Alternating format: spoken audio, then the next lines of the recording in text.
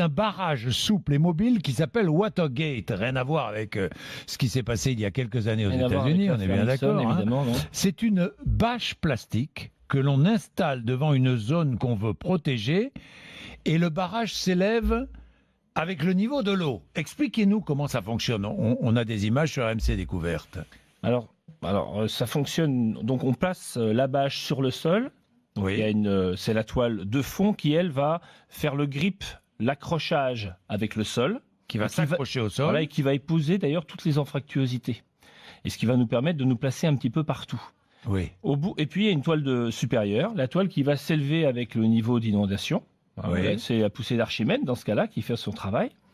Et donc, ça se remplit automatiquement, ça se déploie automatiquement, et ça s'ancre, ça s'immobilise automatiquement. Donc, ça permet, notamment aux services de secours, d'agir rapidement. Il faut le temps de pause, il faut être alerté, il faut se rendre sur place, il faut le déployer. Mais il n'y a pas besoin d'ancrage. Il n'y a pas besoin d'ancrage. Et ça tient au sol. Et ça tient, c'est sa conception, en fait, dans le rapport hauteur-profondeur, qui fait que les forces de friction s'opposent à la pression mais même avec hydrostatique. des eaux de ruissellement. Ah oui, quel que soit quelle que soit la violence du courant.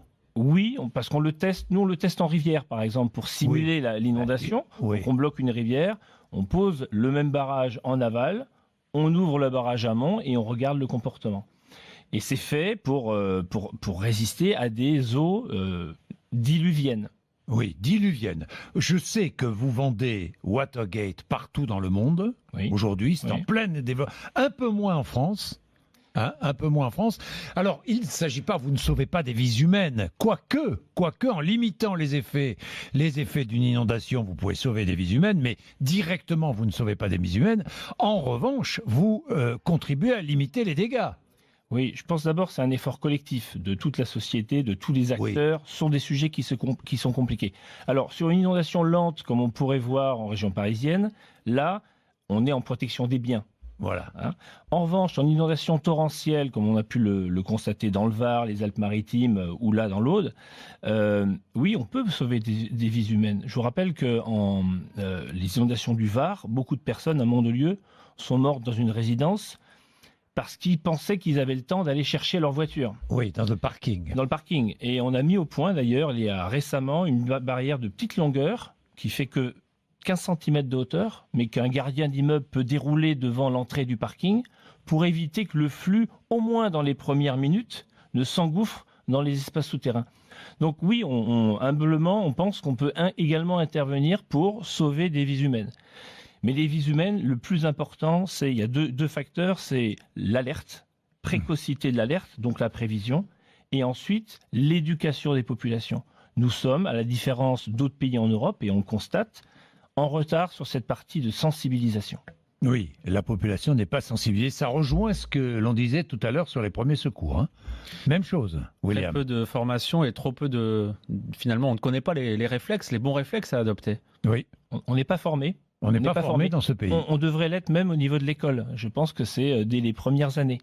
On parlait aussi du service civique qui va être mis en place pour les jeunes. Ce sont aussi des opportunités. C'est l'occasion jamais. Des occasions pour pouvoir adopter ces réflexes, que ce soit pour le premier secours ou là pour... C'est une occasion de plus, mais la loi de réserve de sécurité civile, communale de sécurité civile, qui date de 2004, ça a déjà été imaginé, ces choses-là. La difficulté, c'est de passer à l'action. Il faut, et c'est une partie de notre combat, c'est de passer de « je subis une inondation » ou « je gère la crise » à « je suis un peu plus en prévention, je me dote de moyens » pour se protéger. Bien, merci beaucoup Pascal Klein. Je rappelle votre entreprise récompensée hier soir, les trophées PME Bougeons-nous dans la catégorie créative et je suis vraiment très heureux de vous avoir reçu ce matin. Bravo, bravo. Merci d'être venu nous voir.